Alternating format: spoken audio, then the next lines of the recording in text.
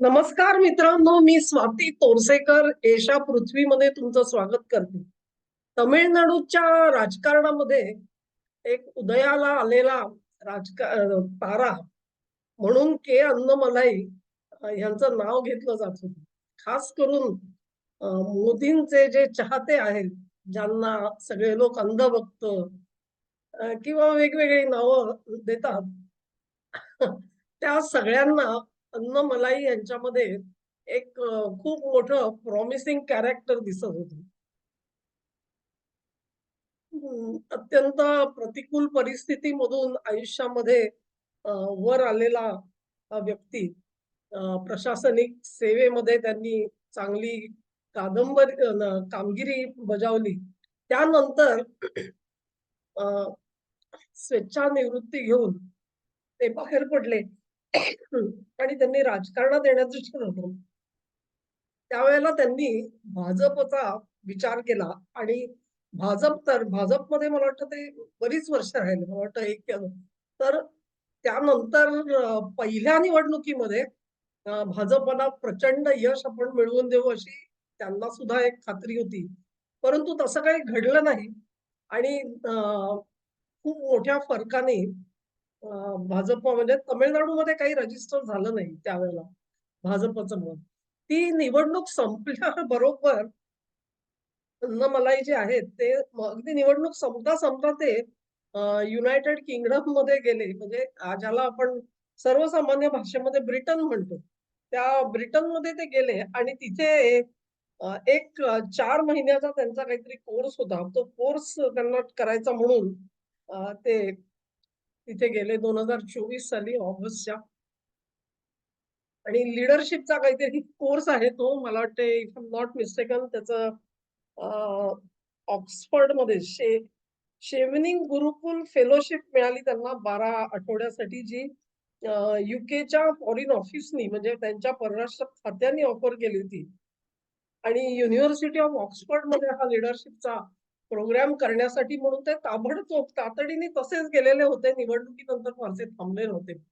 त्यानंतर मग ती सगळा त्यांचा जो एक प्रवास झाला आणि आता ज्या वेळेला तमिळनाडूमध्ये स्टेट इलेक्शन झाल्या त्याच्या अगोदर अन्नमलाई अमित भाईंना भेटले. त्याच्यानंतर मोदींना भेटले. या दोघांची भेट घेतल्यानंतर त्यांनी ठरवलं की आपण भाजप तर्फे काही इथून पुढचा प्रवास करायचा नाहीये. आणि त्याच्यानंतर मोदी भक्त थोडेसे नाराज होते, कारण त्यांना असं वाटत होतं की राज्य भाजपची सूत्र जी आहेत ती अन्नमलाईंच्या हातात दिली तर यावेळी भाजपला खूप चांगलं यश मिळण्याची शक्यता आहे तमिळनाडूमध्ये. कारण डीएमके आणि अण्णा डीएमके हे दोन्ही पक्ष एक प्रकारे हतोत्साहित झालेले होते आणि त्यांची जनमानसातली प्रतिमा सुद्धा ठीक नव्हती. या सर्वाचा परिणाम असा झाला की तिथे के विजय हे केव्हीके पार्टीचे विजय जे आहेत ते निवडून आले. थम्पिंग मेजॉरिटी निवडून आले आणि भाजपला अर्थातच फारसं काही यश मिळू शकलं नाही. यानंतर तर भाजपचे अनेक चाहते जे आहेत त्यांना असं वाटत होतं की चुकचुकल्यासारखं झालं. त्यांना खूप मोठी संधी पक्षाने घालवली तमिळनाडूमध्ये. अर्थातच इतरही काही गणितं होती त्याच्या मागे आणि ती गणितं तुम्हाला आता थोडीफार दिसतही असतील. पण एक प्रकारे पक्षापासून दूर गेलेले अन्नमलाई जे आहेत ते भाजपच्या विरोधामध्ये आता राजकीय चांगली आघाडी उघडताना दिसतायत आपल्याला. आणि त्याच्यासाठी कोणी आघाडी उघडावी याच्यासाठी काही आपण आक्षेप घेऊ शकत नाही. त्यांना असं वाटत असेल की त्यांना जे ओपनिंग पक्षामध्ये मिळायला पाहिजे होतं ते त्यांना मिळालं नाही आणि त्यांचा स्वतःच्या कर्तृत्वावरती विश्वास असेल तर त्यांनी त्यांची मार्गक्रमणा जरूर करावी. पण ज्या पद्धतीमध्ये ते प्रश्न मांडतायत त्या पद्धतीवरती मात्र माझा आक्षेप आहे आणि म्हणून तमिळनाडूच्या राजकारणावरती या सगळ्याचा काय परिणाम होणार याचे एक प्रश्नचिन्ह माझ्या मनात जरूर उभं राहिलेलं. जी भाजपचं मी म्हटलं त्याप्रमाणे आजच्या घडीला डिलिमिटेशन हा मोठा प्रश्न आहे आणि त्याच्यामध्ये दक्षिणेकडची राज्य जी आहेत ते सर्वात जास्त आक्षेप घेत आहेत. आणि त्यांचं म्हणणं असं की फॅमिली प्लॅनिंगचा सगळा जो प्रोग्राम होता लोकसंख्या नियंत्रणाचा तो आम्ही चांगला राबवला. आमच्याकडे आम्ही त्याच्यामध्ये फारशी वाढ होऊ दिली नाही. उत्तरेकडच्या राज्यांनी त्याच्यासाठी काही केलं नाही. त्यांची आज लोकसंख्या वाढली आणि त्याचा मग परिणाम आम्हाला भोगायला लागणार आहे डिलिमिटेशनमुळे. तर आमच्या राज्यांच्या ज्या सीट्स आहेत त्या मात्र कमी होता कामा नये. याच्यावरती दक्षिणेकडची जी राज्य आहेत, ती ठासून अगदी आग्रही असलेली दिसली आणि ह्याच्यामधून मार्गक्रमण करायची. तर त्यांना एक आश्वासन देण्याची गरज होती, की प्रपोर्शनेटली तुमच्या ज्या सीट्स आहेत त्याच्यामध्ये फरक पडणार नाही म्हणून.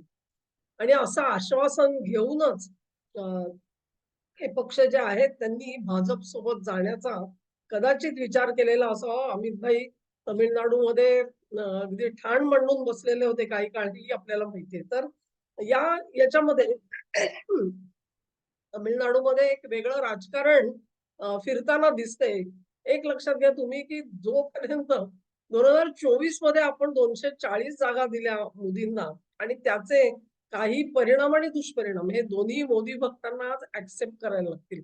त्याचाच हा एक जो परिणाम आहे तो तामिळनाडूमध्ये डी आणि अण्णा डी ह्या दोघांनाही जे खासदारकीच्या सीट्स मिळालेल्या आहेत, त्या सीट्स महत्त्वाच्या आहेत. कारण डिलिमिटेशन वरती जर का दक्षिणेचं कन्सेन्सस नसेल तर ते राबवणं कठीण होऊन जातं. म्हणजे तुम्ही ब्रुटल मेजॉरिटीनी ते करू शकाल, परंतु त्याच्यामध्ये काही दम नसतो. सर्वजण एकत्र असणं हे महत्वाचं असतं त्याच्यात. त्यामुळे ते एक राजकारण आणि वेगळं हे अर्थात अन्नमलाई समजून घेऊ शकले नाही किंवा त्यांना घ्यायचं नव्हतं किंवा त्यांना त्यांच्या काळाच्या गणितानुसार ते सगळं बसत नव्हतं.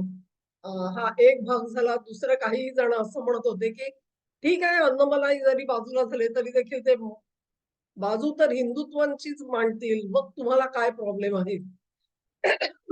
तेव्हा तमिळनाडूच्या राजकारणामध्ये असा ना तसा हिंदुत्ववादी एका पक्षाचा उदय झालेला आहे. ही सुद्धा एक चांगली गोष्ट आहे. जो नेता प्रादेशिकतेच्या पुढे जाऊन विचार करतो आहे आणि राष्ट्रीयत्वाचे मुद्दे मांडतो आहे. तेव्हा हेही आर्ग्युमेंट आपण मान्य केलं असतं. पण आजच्या घडीला अन्नमलाई यांनी इंडिया टुडेला जी मुलाखत दिलेली आहे, ती मुलाखत मात्र उद्वेगजनक आणि चीड आणणारी आहे असं मला वाटतं.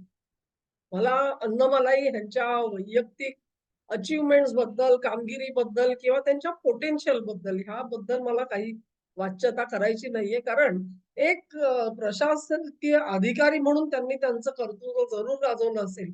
एक राजकारणी म्हणून आणि कुठल्याही राज्याच्या मुख्यमंत्रीपदी किंवा साध्या मंत्रीपदी बसल्यानंतर ते सगळं एक्झिक्यूट करून दाखवणं ह्याच्यामध्ये फरक असतो. तो अजून त्यांनी सिद्ध केलेला नाही. मी असं म्हणत नाही की ते करू शकणार नाही. पण अजून मात्र ते सिद्ध झालेलं नाहीये. तेव्हा तो एक अंतिम शब्द आहे असं मला वाटत नाही. आणि या सगळ्या बॅकग्राऊंड वरती ज्यावेळेला के. अन्नमलाई हे भाजपाच्या शीर्ष नेतृत्वावरती कमरेखालचा वार करतात, तेव्हा मात्र मला चीड आल्याशिवाय राहत नाही. अन्नमलाईंनी त्या मुलाखतीमध्ये असं सांगितलं, की हे सगळं गुजरात मॉडेल चाललेलं आहे. पंतप्रधानही गुजरातचे, होम मिनिस्टर सुद्धा गुजरातचे. आणि मग काय तर येईल तो सगळा प्रत्येक विकास प्रकल्प जो आहे, तो गुजरातकडे चाललेला आहे. इतर राज्यांना त्याच्यामध्ये वाटा मिळत नाही. अ, कुठले ते काय वेफर बनवणाऱ्या, सेमीकंडक्टर बनवणाऱ्या सगळ्या कंपन्या गुजरातमध्येच कशा जातात? त्या आमच्याकडे कशा येत नाहीत? वगैरे, वगैरे प्रश्न अन्नमलाईंनी त्या मुलाखतीमध्ये विचारलेले आहेत. आणि म्हणजे एक प्रकारे मला असं वाटलं, की ज्याला आपण एक रॅशनल थिंकिंग करणारा माणूस म्हणून आत्तापर्यंत बघितलं ते अन्नमलाई हे असे काहीतरी एका टोकाचे प्रादेशिक विचार मांडायला लागले. त्याच्या मागे रॅशनल थिंकिंग नाही, हे महत्वाचं आहे. म्हणजे एखाद्याला गुजरातबद्दल असूया वाटणं हे सुद्धा मी म्हणू शकते. मी मराठी आहे, मला गुजरातबद्दल असूया आहे. तमिळनाडूचा आहे, त्याला काय मराठीबद्दल असूया आहे. हे सुद्धा आपण एक वेळ मान्य करू. खरं म्हणजे करता कामा नये, पण तरी मान्य करू. पण त्याच्या मागे जे रॅशनेल आहे, ते रॅशनेल अन्नमलाई मांडत नाहीत आणि ते मांडत नाही म्हणून ते एक प्रकारे नाकारतायत, ते लपवतायत. हा माझा आरोप आहे. आता आपण जर का फिगर्स बघितल्या, तर त्या फिगर्स मध्ये तुम्हाला दिसेल, की 1 नंबरचं राज्य म्हणून अर्थातच महाराष्ट्र आहे. त्याच्यात 2 नंबरचं राज्य हे 31 लाखाचं तमिळनाडूच आहे. आणि मग इतर जी राज्य आहेत त्यांचा नंबर लागतो. आज उत्तर प्रदेश सुद्धा खूप वरती आलेला आहे. आणि तुम्ही जर का बघाल पर्सेंटेजच्या प्रमाणामध्ये बघाल तर महाराष्ट्राकडे 13% हिस्सा आहे नॅशनल जीडीपीच्या. तर तमिळनाडूकडे 8.7 किंवा 8.8 आहे. अ, उत्तर प्रदेशकडे तसा साधारण तेवढेच आहेत. म्हणजे तुम्ही जर का बघाल ना, तर 312 बिलियन, 331 बिलियन तमिळनाडूचे. महाराष्ट्र 500 बिलियन आणि गुजरात काहीतरी 300 प्लस असे तुम्हाला आकडे त्याच्यामध्ये दिसतील. आता हे जर का आकडे तुम्ही बघितले, तर एक लक्षात येईल आपल्या, की महाराष्ट्र जरूर आघाडीवरती आहे. पण 2 नंबर म्हणून उत्तर प्रदेश जो आहे तो खूप वेगाने वर येताना दिसतोय आपल्याला. गुजरात सुद्धा वेगाने वर येताना दिसतोय अर्थातच. तमिळनाडू हा आत्तापर्यंतचा अ, देशामधला वर्ज म्हणजे एक काळ मध्यंतरीचा असा गेला, की अ, देवाभाऊ मुख्यमंत्री व्हायच्या अगोदरचा काळ, 14च्या अगोदरचा काळ, की तमिळनाडू पुढे गेला आणि महाराष्ट्र मागे राहिला की काय? अशी एक अवस्था आलेली होती. पण आज देवाभाऊंनी त्याच्यामध्ये प्रचंड फरक घडवून आणलेला दिसतोय आपल्याला. त्यामुळे तमिळनाडू अजूनही 31 331 बिलियनच्या आसपास राहिलेला आपल्याला दिसतो. प्रश्न हा आहे, की लोकसंख्येचा सुद्धा विचार करा तुम्ही. तुम्ही लोकसंख्येचा विचार कराल तर उत्तर प्रदेशच्या लोकसंख्येच्या मानाने त्यांचं आजचं जे जीडीपी आहे ना, ते खूप कमी आहे. ते ह्याच्या दुप्पट असायला पाहिजे. खरं म्हणजे. म्हणजे अगदी आजचा जर का तुलनेचा विचार केला तर. आणि गुजरात आणि तमिळनाडू हे लोकसंख्येच्या मानाने साधारणपणे त्याच जीडीपीच्या लेव्हलला आहे. पण तुम्हाला जर का पोटशूळ हा असेल, की गुजरात आमच्या लेव्हलला आला, तर तो पोटशूळ तुम्ही तुमच्याकडे ठेवा. तुम्ही जरा विचार करा, की माझं राज्य मागे का पडलेलं आहे? प्रकल्प तर तुमच्याकडे पण आलेले होते. कुडनकुलमचा प्रकल्प कोणाकडे आलेला होता? तुमच्याकडे आलेला होता. आज जर का तुम्ही देशाच्या स्पेस टेक्नॉलॉजीचा विचार कराल, तर संपूर्णपणे कॉन्सन्ट्रेशन तुम्हाला दक्षिणेकडच्या राज्यात दिसतं. का दिसतं? कारण अर्थातच ती जी किनारपट्टी आहे, ती त्या उद्योगांसाठी अत्यंत योग्य आहे. लॉन्चिंगसाठी योग्य अशी जर का भौगोलिक परिस्थिती भारतात कुठची असेल, तर ती दॅट इज युअर पूर्व किनाराच आहे आणि पूर्व किनाऱ्याला असलेले हे जे सगळे राज्य आहेत, त्यांना त्याचा ॲडव्हांटेज मिळालेला आहे. इस्रो असेल किंवा अन्य प्रकल्प असतील, मग तुमच्या अणुभट्ट्या असतील. कुदनकुलममध्ये ज्यांनी कुऱ्हाड मारली त्याच्यावरती काय बोलायचंय अण्णामलाईंना? त्याच्यात काही सुधारणा ते घडवून आणू शकतात का? त्याच्याबद्दल काही वाच्यता नाहीये. म्हणजे तुमच्या राज्यामध्ये राज उद्योग प्रकल्पांनी यावं असं वाटत असेल, तर त्यांना स्थैर्य मिळावं, शांतता मिळावी आणि विकासासाठी योग्य असं पुष्टी देणारं वातावरण असावं, ह्याच्याबद्दल जर का अण्णामलाई बोलत नसतील, तर then he is hiding something. हे वातावरण सगळं गुजरातनी तिथे उपलब्ध करून दिलेलं आहे. गुजरातकडे उगाचच प्रकल्प जातायत अशातला भाग नाहीये. गुजरातनी उद्योजकांसाठी काय वातावरण तयार करून दिलेलं आहे, त्यांना तिथे येऊन उद्योग करावासा वाटतो, असं वातावरण तिकडे तयार झालेलं आहे. ते बघा आणि तुमच्या राज्याचा विचार करा तुम्ही. तुमच्या राज्यामध्ये अजूनही सोन्याच्या स्मगलिंगच्या गोष्टी पकडल्या जातायत, ड्रग्स पकडले जातायत. तिथे शांत तुमचे दहशतवादी कारवाया होतायत. चर्चच्या कारवाया होतायत आणि त्या चर्चच्या कारवाया म्हणजे केवळ धर्मांतर नाही, तर त्याच्या अनुषंगाने आंदोलनं उभी केली जातायत तिकडे. जी आंदोलनं ही राष्ट्रीय एकात्मतेला तडा देणारी आंदोलनं आहेत.